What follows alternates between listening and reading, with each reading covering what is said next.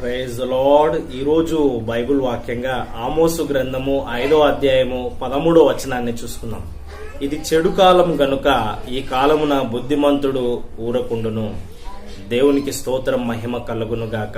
చూడండి, ఆమోసు అనే ప్రవక్త మరి ఇది ఏ కాలమో చెప్తా ఉన్నాడు. ఇది చెడు కాలము, మంచి కాలం కాదండి. చెడిపోయిన జనాలు జీవిస్తున్న కాలము.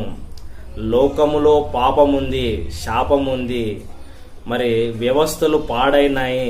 జనాలు విచ్చలవిడిగా తిరుగుతున్నారు. వారికి ఒక నియమం లేదు, నిబంధన లేదు, దేవునితో సంబంధము లేదు. వారంతల వారు మరి మనస్సుకు నచ్చినట్లుగా జీవిస్తా ఉన్నారు. ఇది చెడు కాలము, చెడ్డ ప్రజలు జీవిస్తున్న కాలము గనుక ఈ కాలంలో బుద్ధిమంతుడు ఊరక ఉండును. దేవునికి స్తోత్రం, మహిమ